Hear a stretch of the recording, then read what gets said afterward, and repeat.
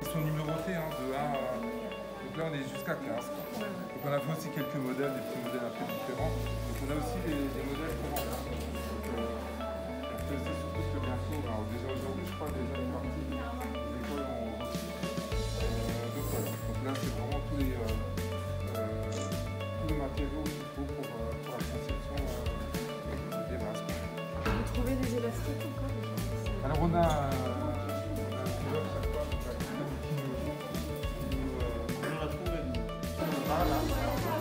Il est arrivé en plus cette semaine. Et alors je suis intervenu, mais là il l'a eu ce matin sur le coup. Ah ouais? Ce matin, t'avais vu ce matin, non? Non, j'ai pas tous les jours. Mais il l'a eu ce matin, mais c'est long. C'est bien bon. donc voilà, donc là on a le tissu, hein, donc le rouleau de tissu, et donc on a l'étape de découpage. Je sais pas, je sais pas. C'est en rouleau. Et après on a en fait les différentes phases. Donc on a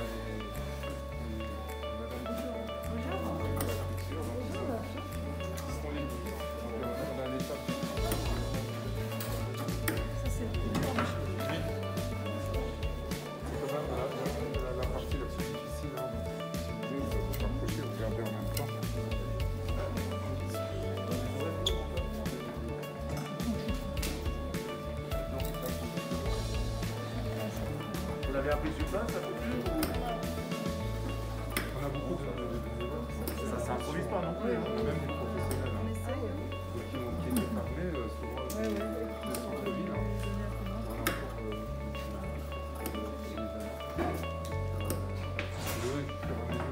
Qui démarrent cette semaine, donc ils vont légèrement déjà trouver sur les machines. Pour cette histoire de normalisation, d'abord ça coûte très cher, ça coûte 1100 €. En fait, non. Faire pour un test. Ensuite, c'est très long en obtenir. Et j'ai posé la question au préfet mercredi dernier, parce qu'il y a beaucoup de gens qui fabriquent des masques. Est-ce que ça pose un problème juridique? Il a dit non, simplement il ne faut pas dire aux gens que c'est à la norme. C'est simplement qu'ils le sachent. Il ne faut pas tromper les gens, il ne faut pas le marquer. Il y a la norme dessus, alors qu'il n'a pas. Nous, on a noté qu'ils ne sont pas... Oui, alors tant que les gens savent, que c'est des masques grand public, il n'y a pas de problème. Hein. Mais c'est toujours plus efficace que de ne rien avoir, évidemment. Mais on avait fait la démarche hein, pour la norme à Oui, non, mais c'est très compliqué. C'est ce qu'on a expliqué. Et en plus, les normes ont changé récemment. Tout à fait. Après, donc, du coup, c'est vrai que comme il y avait vraiment beaucoup de demandes de masques, donc on a... Si vous aviez attendu la norme, vous aurez eu l'autorisation en septembre et vous aurez fait. Exactement. C'est ça. On a mis en œuvre ça pour... C'est vraiment que de l'humanitaire. Hein. Ce qu'il faut savoir, c'est qu'on a vraiment offert des masques à tout le monde. On n'a pas voulu d'argent. On s'est dit qu'on va faire de l'humanitaire. Vous avez des rouleaux dans les carnets. Là, on a sillonné partout. C'était compliqué à trouver. Et l'élastique, là, c'est issu de l'agriculture. C'est pour attacher quelque chose. Ah ouais. Et quand on a fait des recherches le soir, on est tombé là-dessus, on a fait une commande de ça et en fait, il est beaucoup plus lavable. Et plus résistant et plus doux à l'oreille aussi. C'est des choses faites sur l'extérieur. C'est ça. Bon, il fallait y penser quoi. Ça prend beaucoup de temps. Alors, c'est vrai que si on avait à un moment... C'était l'objectif, mais on l'aurait fait largement. Parce que si on avait fait, parce qu'au début on voulait faire aussi des masques jetables. Et les masques jetables sont très faciles et ça prend pas beaucoup de temps. Et les blouses, du coup, il y a des jours on en a fait beaucoup plus que 50 parce qu'il y avait de la demande à l'hôpital. Donc on a mis plus de personnes à un moment dans les blouses, ça a pris plus de temps. Mais on les aurait fait largement. Et les jetables, du coup, on ne les a pas fait. Parce que le but c'était quand même que les gens puissent utiliser les masques. Et ça, c'était important. Et surtout par rapport aux besoins. Alors nous, à qui on les a distribués, comme je vous avais dit, en fait, donc les blouses, c'était pour les hôpitaux. Hein. Les masques, en fait, on a fait une première campagne, c'était vraiment pour toutes les entreprises. Donc ça, c'était notre but initial, mais entre-temps, on s'est adapté. Donc les entreprises qui devaient redémarrer, Donc ils sont venus vers nous, donc on leur a donné des masques, on a distribué à quasiment, enfin toutes les entreprises qui ont fait la demande, on leur a distribué des masques. Ensuite les associations, donc Foyer Espoir nous ont aussi demandé, etc., pour qu'ils puissent rouvrir aussi de leur côté. Donc il y a eu en fait les gens constamment qui venaient, qui entendaient, qui venaient demander ici. Donc on a mis un genre de drive, donc les gens. Et par jour on avait approximativement entre 300 et 400 masques qu'on distribuait à la porte. Donc tous les gens, hein. Donc c'était ouvert vraiment à tout le monde, sans exception. Et donc du coup, là on a quasiment distribué presque 4000 masques. Donc au total. Donc voilà.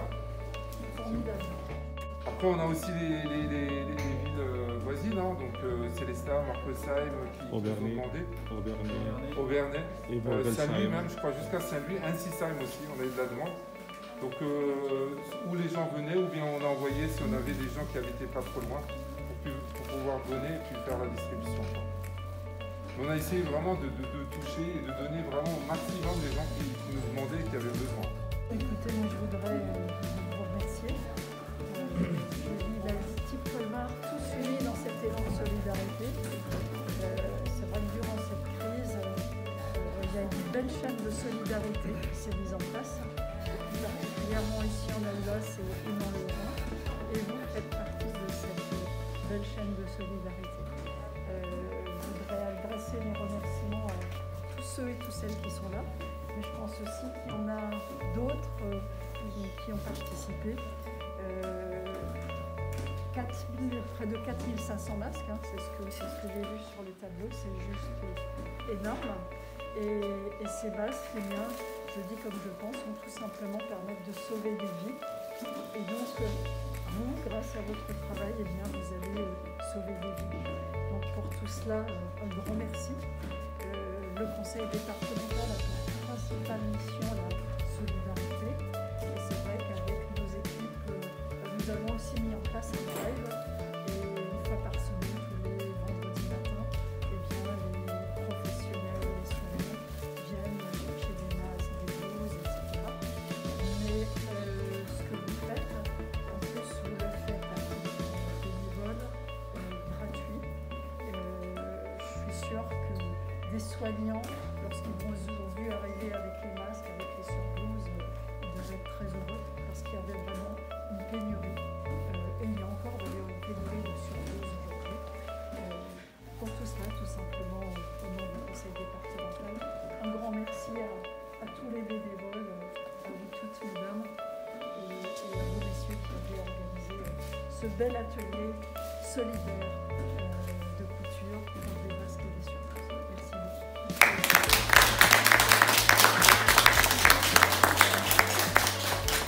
Pour vous réitérer mes félicitations, mes encouragements, c'est vrai que c'est un travail impressionnant, 4500 masques qui ont été fabriqués ici dans cet atelier.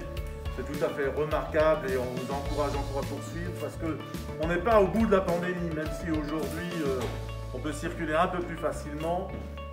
On n'est pas au bout de la pandémie et le secret des pays qui ont échappé au coronavirus, en tout cas qui ont eu moins de morts que nous, le secret c'est ce morceau de tissu qu'on a tous devant nous, hein, qu'on a sous-estimé au départ. On pensait que c'était pas forcément le meilleur moyen. Il y a un exemple en Allemagne, une petite ville qui s'appelle Jena, hein, Jena, où le maire a imposé dès le début du mois de mars le port du masque, et depuis que le port du masque est obligatoire, il n'y a plus eu un seul cas de coronavirus. Donc c'est quand même le support de transmission essentiel du virus, c'est la voie, comme on dit, aérosol, hein, ça passe par l'air, et pas forcément à moins d'un mètre, hein, si on parle fort ou si on souffle un peu, le virus peut partir très loin, et aujourd'hui le seul moyen, c'est pas de la haute technologie, c'est un morceau de tissu qu'on met dans la bouche. Et donc merci pour votre engagement, merci à tous ceux qui organisent avec beaucoup d'efficacité la fabrication de ces masques, parce qu'il fallait trouver des machines à coudre. Bon, c'est pas évident, vous savez, les gens n'ont plus beaucoup de machines à coudre, hein. Il fallait trouver du tissu, mais vous avez des artistes dans le domaine, et il fallait également trouver des élastiques, etc. Parce que beaucoup de gens souhaitent fabriquer des masques, mais ne trouvent pas les matières premières.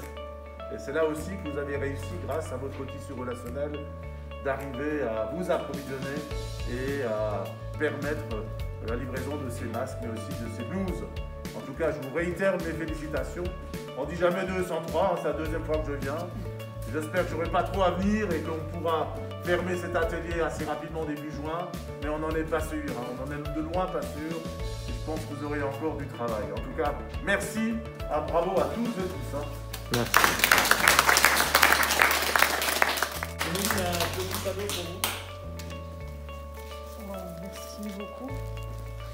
Merci. Les rouges pour les dames. Rouges pour les dames? Très bien. Et noir pour les hommes. L'association d'outils va aussi organiser la confection de colis repas. On continue encore en lien avec d'autres associations culturelles et sportives de Telma. Et ils font ça régulièrement, des centaines et des centaines de colis repas préparés. On y était hier Ah oui. avec les 6 associations, on a 250. Derrière, vous faites Avec toujours la UCS. Non, on a fait avec UCS, mais les repas c'était ici. Ouais. Les repas, Ah, j'étais là il y a un mois. Hein. ouais, on a fait une action de 700 repas, une autre action de 1400, une autre de 635. La semaine dernière c'était 635. Voilà. Et, Moi, j'étais là, il y avait et on a un objectif ce week-end, ce sera 3000 repas. 3000 repas. Ah, c'est- c'est le week-end public. Ah ouais. Vous êtes oh, merci beaucoup. J'ai envie de vous embrasser, mais on n'a pas le droit. Donc on se rattrape. Merci beaucoup. Merci beaucoup. C'est l'heure.